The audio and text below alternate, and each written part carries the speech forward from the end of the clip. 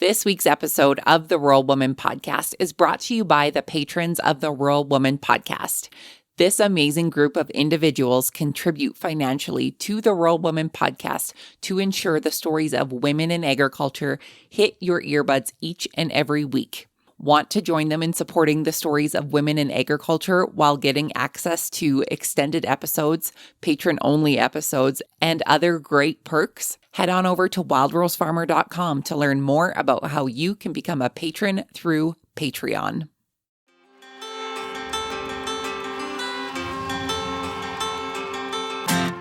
Hi, I'm Caitlin Dubin, and this is the Rural Woman Podcast.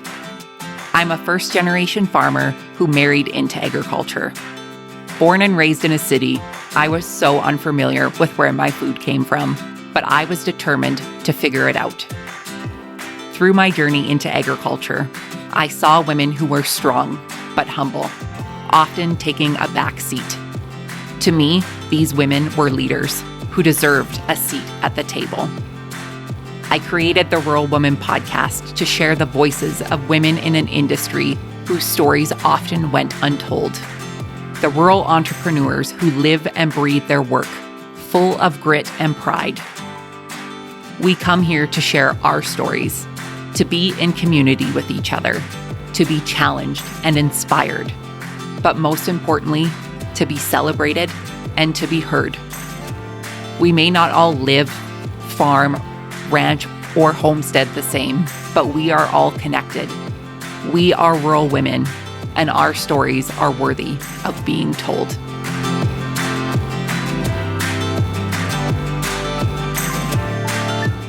Hey everyone, welcome back to another episode of the Rural Woman Podcast. Today you'll meet Bailey Koch. Bailey is a fourth-generation rancher from Carr, Colorado. Bailey shares with us her journey of growing up on the family ranch, navigating the shift into motherhood, and working alongside her sister to carry the family legacy forward. We talk about the balancing of ranch life with raising her son Colter, challenging misconceptions about agriculture, and the importance of self-care and community. Bailey also shares how writing has become a meaningful way to connect with others in agriculture.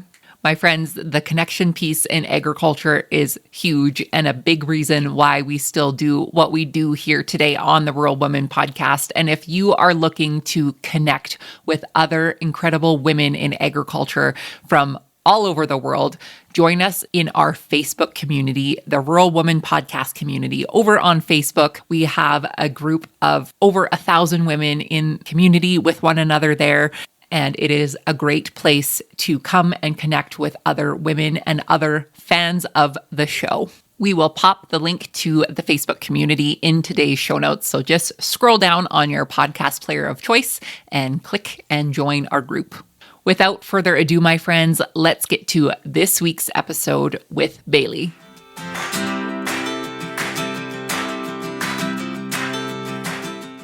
Bailey, welcome to the Rural Woman Podcast. How are you today? I'm really good. How are you? I'm doing so well. Thank you so much for joining me. I'm excited to get to know you more and to hear your journey in agriculture. So for the folks who are unfamiliar with you, tell us who you are, where you're from, and what your connection to agriculture is. Okay, yeah. Thanks for having me. My name's Bailey Koch. I am from Carr, Colorado. It's a little small, almost non-existent railroad town. I am the fourth generation on my family's farm and ranch. My sister and I are currently working on taking over the operation where we run around 250 head of commercial cows. We farm wheat, do some custom combining for corn, and then we raise all our own hay, which is Sudex and alfalfa, and then some wheat hay. So just a little bit of everything. Yes, yeah. And you had mentioned that you are the fourth generation and the fifth generation is joining us today as well. Yeah, everybody's been extremely excited that I had my son because, having another boy in the family versus us girls. So tell me more about the history. So you are the fourth generation. Tell me about the history of when your family started ranching in that area or how you came to be in that area. Yeah. So my great grandpa moved up to Colorado from Missouri, and the story was that he got really tired of blowing up tree stumps in his fields. And he went to where he couldn't find any trees, which also meant there was no water. But he settled on our family's place, and he had multiple jobs, but he hauled bread into town on these long routes. And then my great grandma raised all the chicken and the eggs that supplied the bigger city, Fort Collins, near us. And then my dad and my grandpa and his brother and my uncle and everybody expanded to where we are now. There was a ranch division in between my great uncle, my grandpa. So we lost some land there and changed our operation a little bit. All that happened before I was born. And then my sister and I were born, and we decided we were going to show steers and do stuff like that to kind of be part of it. And then we just slowly and steadily got more involved with the operations and running equipment and not showing steers, but being around the cattle and weaning and AIing and a lot of different stuff. You mentioned something earlier about, people being excited that obviously there's a cute little baby boy on the farm now, but you and your sister grew up essentially doing everything that if you would have had a brother, you would have had to do. So talk to me about, how your passion for agriculture was shaped on the ranch and how you and your sister are still there today. Yes. So my dad always told us growing up that it wasn't going to look the same as how he and my uncle did it, but we were more than capable of doing it. So, even though it's been kind of a weird transition for my dad and my uncle, who really didn't have girls around growing up, we've been very supported that way. My uncle and my dad go out of their way to try to make us feel like we can do whatever we put our minds to. And then they've also done a lot of different research into different products and different equipment we can have to make this life easier for us. Like we now have like a electric fence post pounder and like all this other stuff that they've really branched out for. But I always loved going and feeding cows when I was a kid. And then we started AIing for our own show steers. And my sister and I would beg my dad to take us beforehand, like before school. And we loved going and checking cows. We were like, that is where we really got into everything. And then from there, we just kind of was like, just really widened our horizons as far as the farming and everything else. So we kind of started participating more after that. For sure. And I love that they really recognize that there could be that divide with, even just physical strength. Like there's absolutely nothing wrong with having a electric post pounder. And that to me sounds like a dream as I, think about it's pounding really the posts. Right. What are some of your earliest memories growing up on the ranch? I remember we had like bottle calves, a story that I always tell everybody and they think it's hilarious. We were gathering up our cows to pull out the bulls and wean calves. And my dad had mentioned to my grandpa, who I was riding with, that we needed to watch to make sure any cows were open.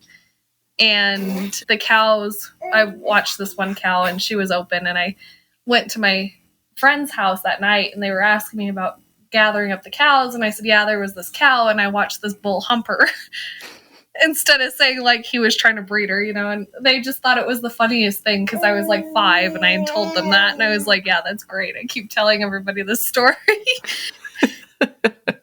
Well, farm kids and ranch kids are probably one of the first to learn about the birds and the bees, but, obviously using the correct terminology when you're 5.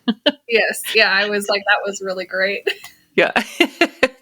So you grew up on the ranch, but you didn't go to school in a smaller community. Talk to us about going to school in a more urban area. So my graduating class of high school was 500 kids, and it was definitely different. Like even in our middle school, which was in the smaller town, I can remember like going to school and I was like, wow, I don't really know or like identify with anybody. There was like a few people that had like horses or something, but it was mostly all town kids. So we didn't really I didn't really connect with anybody for a very long time. And then when we got into high school, my junior year, so my second to last year, I decided that I wanted to join an FFA program, and there wasn't one at the school. And then they actually were adding one, so I was on the officer team and I helped start up the FFA program at the school. But even the ag teacher I had at the school, he asked me one day, he was like, do you need roosters to have baby chicks if we have hens? And I was like, no, chickens are asexual. They just duplicate. That's what happens. And I was like, this is supposed to be our ag teacher. Right. Well, and you said like not being able to really connect with your fellow students, like that can be, being the outsider in school is never a comfy experience for anyone. To your knowledge, is the FFA program still running through the school? Yep, Yeah. it is. They have a huge greenhouse now.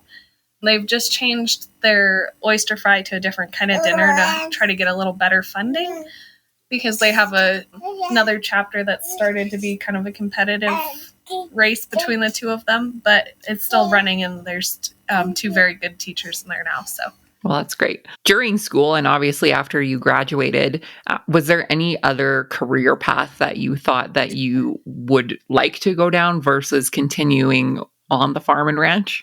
Growing up, I really wanted to study crop genetics and get into gene splicing and stuff like that. And then I also wanted to be an astronomer, but I definitely never pictured myself in a lab coat once I got older. And then I worked on a dairy heifer development program for a while. And then when I went back to school to get my bachelor's, I was working at a feed store that's close called Momgar's. Talk to me about, the experience of going to school for agriculture and being around kids who kind of understood the lifestyle. It was so different. It was so refreshing to go to this. I went to Cheyenne for my first 2 years of college, but it was so different to go and to be around people that actually had a connection with livestock, let alone they came off of decent sized ranches out in the middle of Wyoming. One guy actually still uses big horses to feed hay in the winter. And it's really cool. It just was so different to have that versus these city kids that kind of were like, what's going on? Which my husband was one of them. But it's definitely, it was a big change.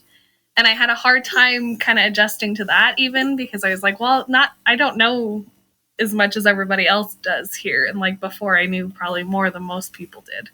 Right. You had mentioned that your husband, did he grow up in agriculture, or was he agriculture aware, or he was completely... None of it. He, when we first started dating, I had told him that I was weighing in my show steer, and he's like, you're doing what? I was like, yeah, I lead this steer across a scale, and then we see what he weighs, and then at the end we see how much he gained. And he was like, what do you mean? Well, it's a completely, I grew up in the city. I didn't know anything about agriculture until I got here. Some may say I still don't know enough about agriculture, but I'm learning. And I think that's kind of a neat thing. And when you get to immerse yourself in different industries and different ways of life, I think you can bring different perspectives with your time through your education, and even, marrying your husband who didn't know anything about agriculture. What do you think are some of the biggest misconceptions that you've come across from folks who don't really know about the industry? I kind of think, especially now as we're going into a different time frame, I would say, where people are wanting to homestead and stuff like that, is that I think there's a really big misconception in between big farms and how maybe animals are treated. You see really bad situations, but that's not a lot of them. And then I also think in between, we all have a place at the table. I've heard somebody else say that on here, but just because you have an organic farm doesn't mean mine's bad because it's not organic. We all have a place at the table, and all of us working together would be huge, instead of kind of going against each other. Yeah. And just having that camaraderie and the understanding, right? Like that there's no right way of doing things. There's different ways. And it doesn't, like you said, it doesn't make one better than the other. It really is a good thing to have the options for consumers to purchase with their buying dollars of what they value.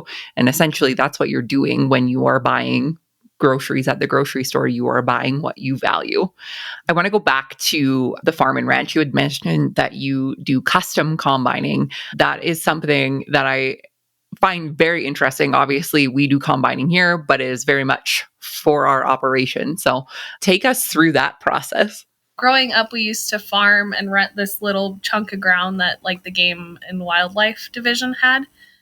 And it was really well off for what we did because we didn't have to pay for any water and we could grow corn there and not have to worry about the water because the water was all provided by these little duck ponds.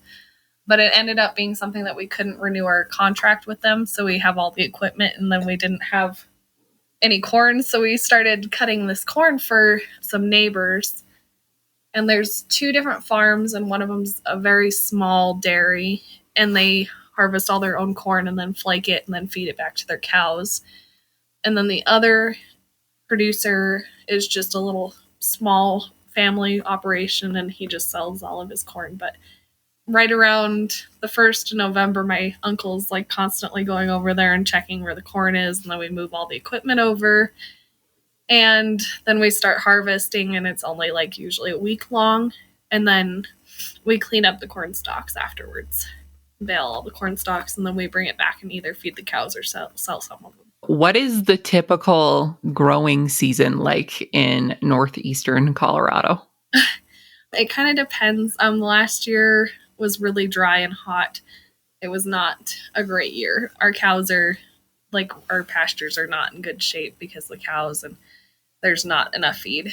But typically we plant our winter wheat, or we grow red winter wheat, and then it comes up and we have our alfalfa that it's on its 4th year, so we're going to rip it up and replant it here soon. But we'll do about 2 to 3 cuttings of alfalfa. We'll run our wheat hay, and then we'll cut all the wheat hay, and then we replant it to Sudex. We do some fertilizing across there because it is a rotational crop, so it's kind of not always the best on what it grows, so we have to do some nitrogen and stuff like that on it. But that's all irrigated ground, and we have 1 rotational sprinkler, and that's pretty much all we have for our irrigated ground. And you had said is it a cow-calf operation? Yes, yeah. So when are you guys calving? We've pushed it back a little bit, but we've started calving at the very end of March and into April. April here can tend to be pretty snowy and cold still. That's usually when we get most of our moisture. There's been some nasty blizzards we've had around that time frame, but we calve in between there and we start with our replacement heifers, and usually they calve the first couple weeks. We try to synchronize them to where they calve at the same time, and hopefully we get through like the night checks and everything like that quickly so we're not drug out forever. But sometimes that doesn't work so fantastic. But they right around, I believe it's like the 10th or something, 10th of April is when we should start calving this year. So talk to me about how being a new mom has fit into all of those things. Yeah.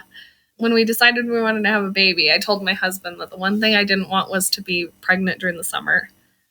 I did not want to be heavy pregnant and running around in the heat. So my son was born on April 2nd, and the day that he was born, my sister told me there was like 12 calves born the same day, so she had to tag all these calves by herself.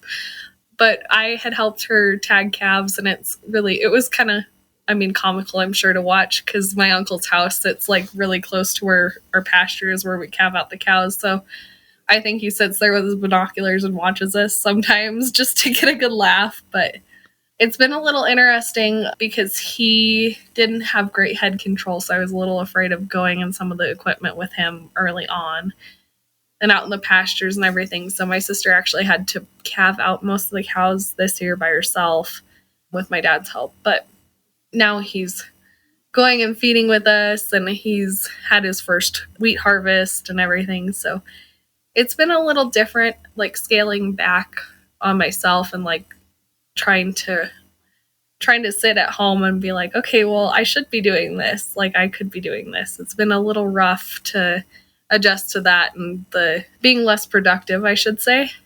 Right. I think of you as more productive because not only are you doing all of those things, you're also keeping another human alive. So that is a reward in itself, right? Talk to me about being a new mom and, those struggles of staying at home.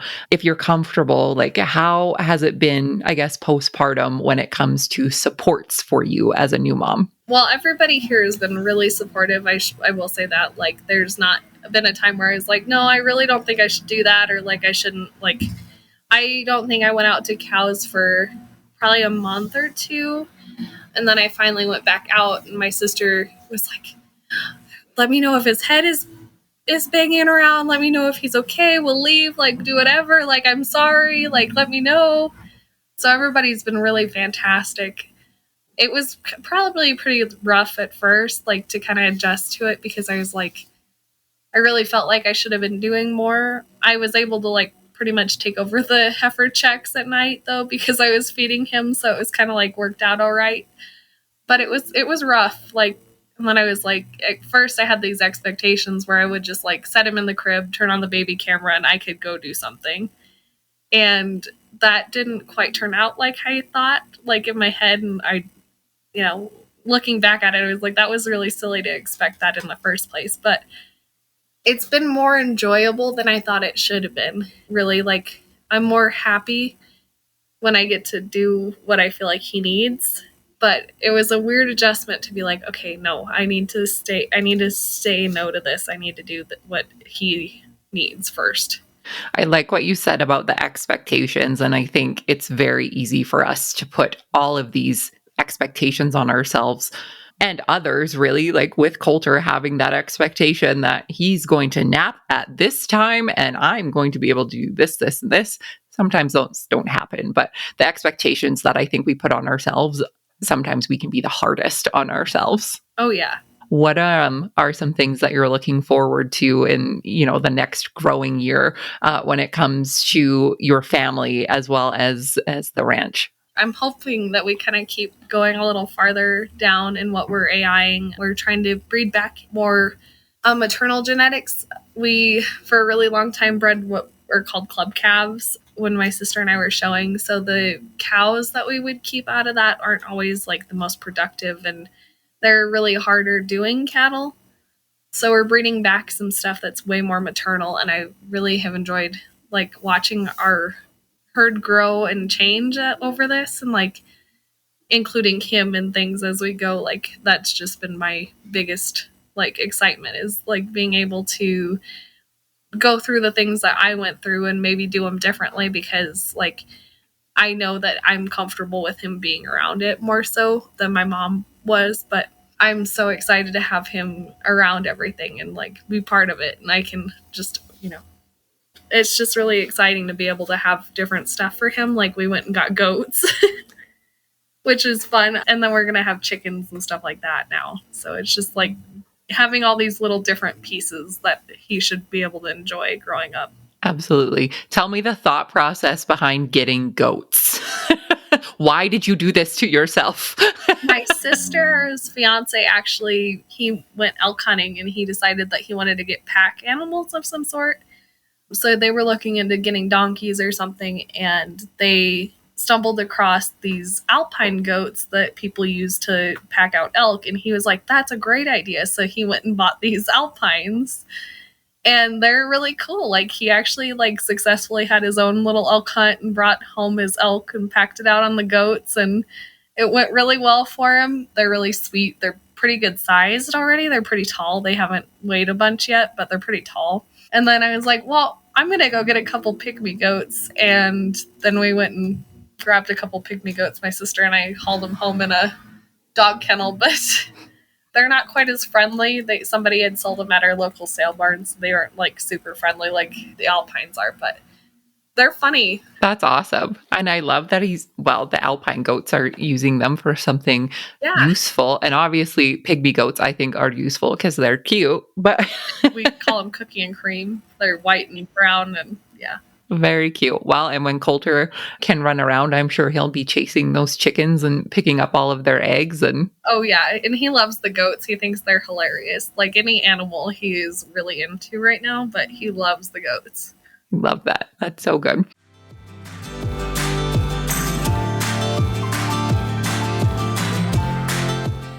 You can help support the stories of women in agriculture to be shared through the Rural Woman podcast on Patreon. What is Patreon? It's a membership-based platform that helps fund and support creators like me to create and produce content like this that you all love. New to the Rural Woman podcast Patreon is ad-free listening and patron-only bonus content and exclusive episodes. Learn more and join the patron gang today at patreon.com/The Rural Woman Podcast.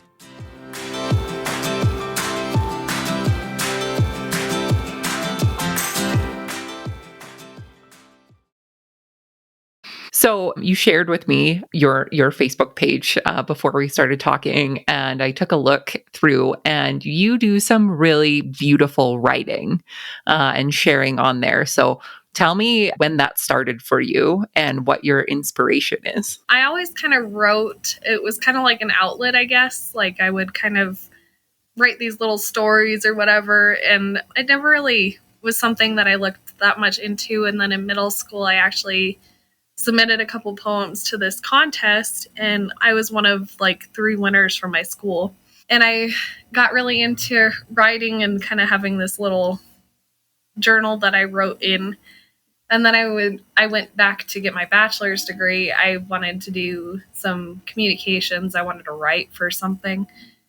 And I wrote a couple articles, and it just didn't feel right. So I just kept writing my stuff. And then I got married, and I made the makings of a deal page, which is what my maiden name was. And because my sister and I are both girls, our name is going to be gone this year. So it's kind of like, it was kind of like a bittersweet thing for me.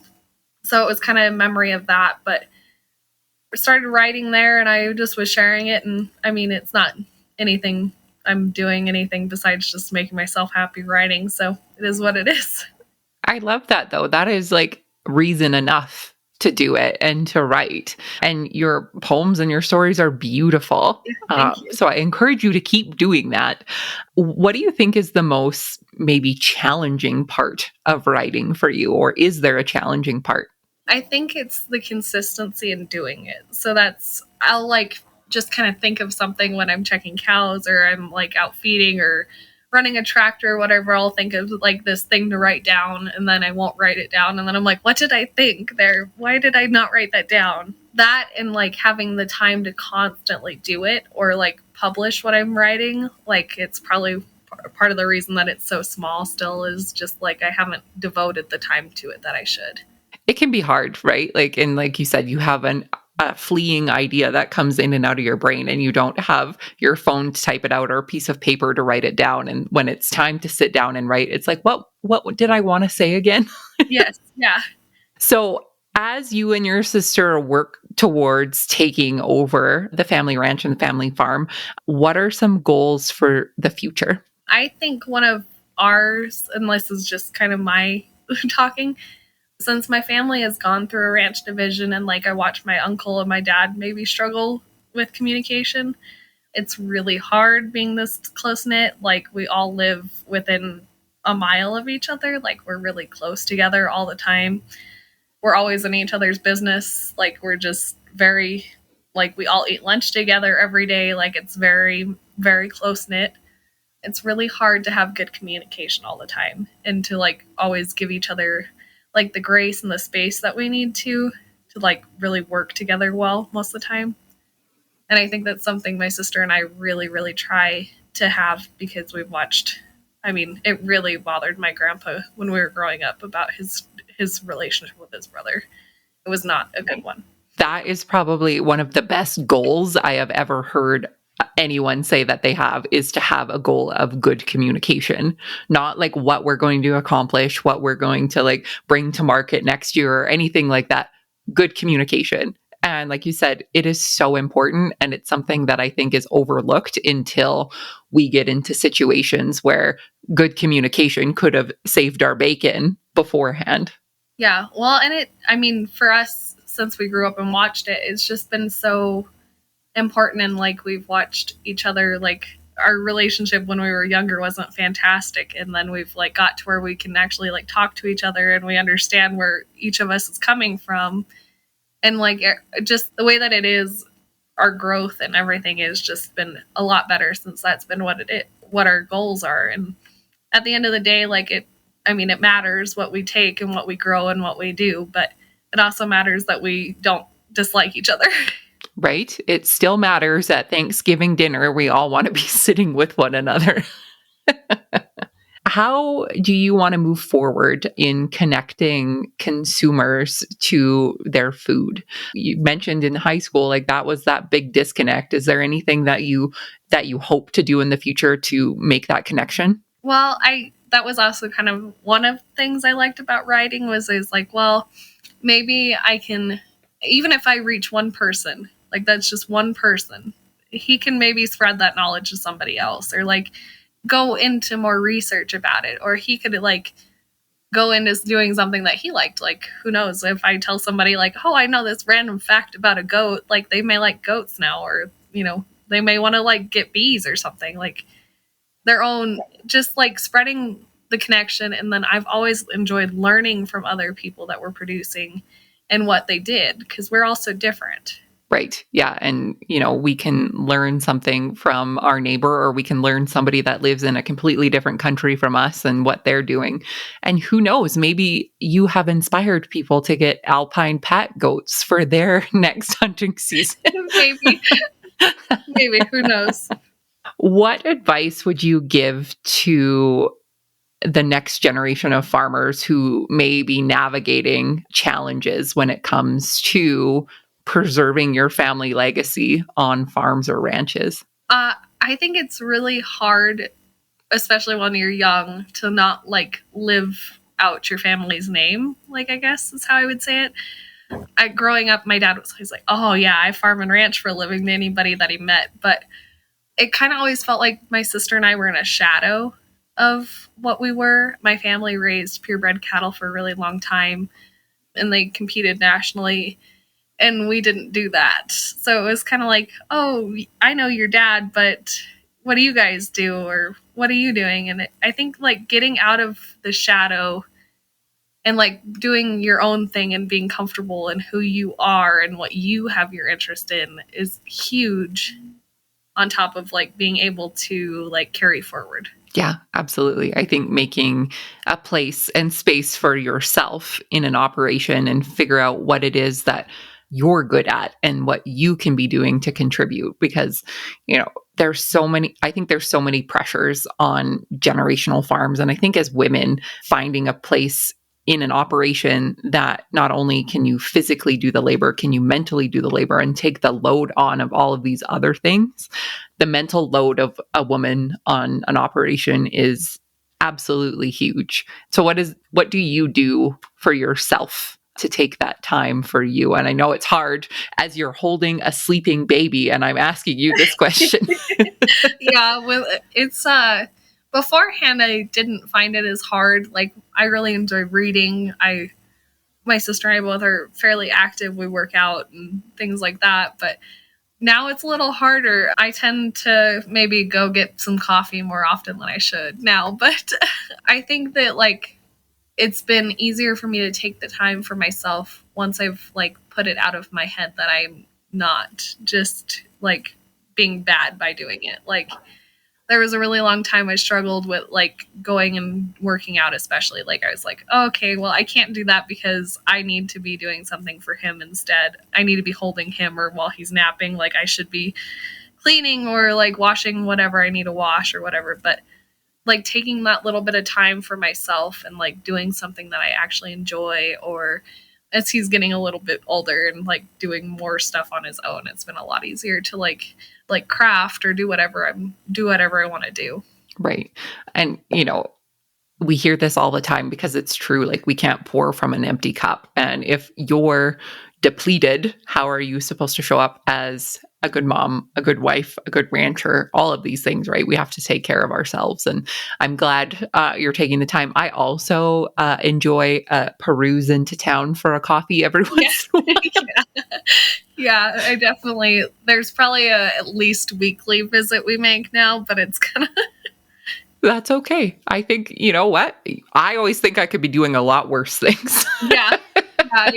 My husband chews, and I'm like, I don't want to ever hear you tell me about how expensive the coffee is ever again. I went and bought a can of it chew, and I was like, it was $8.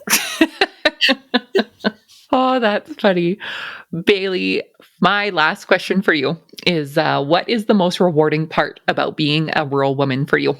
I would say, like, gaining the connections. I think when I first started, especially after I had him, I felt like I was kind of like alone a little bit, I guess, just because there really hadn't been anybody that had had a baby, or, my dad raised my sister and I, but it was a little different.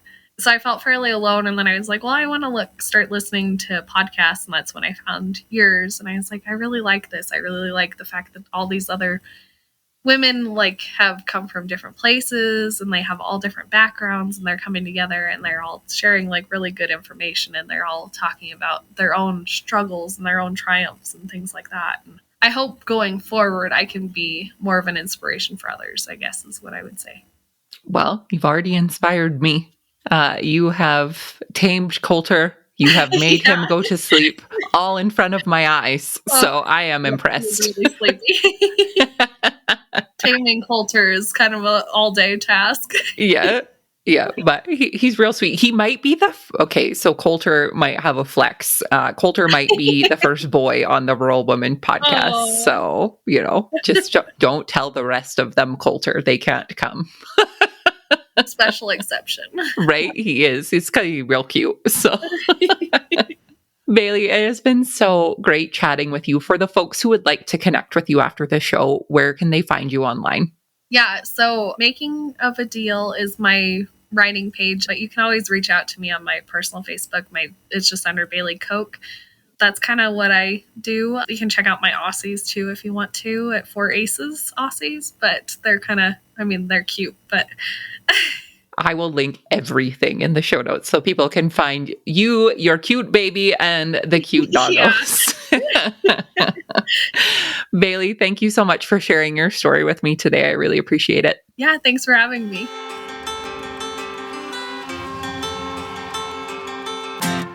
Thanks for listening to the Rural Woman Podcast. The Rural Woman Podcast is more than just a podcast. We are a community.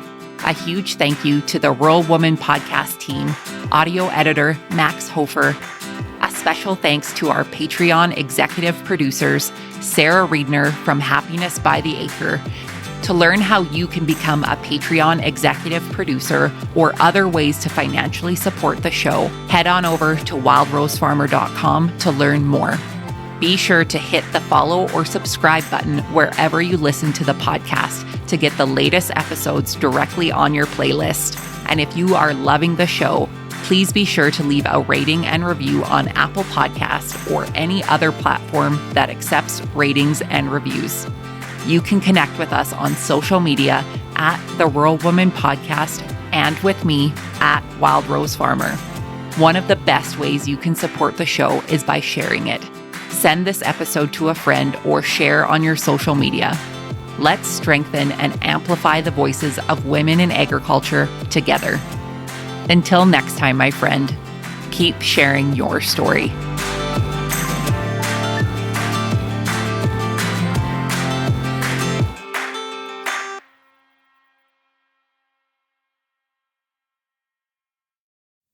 Did you know that you can get this same great episode of the Rural Woman Podcast ad-free?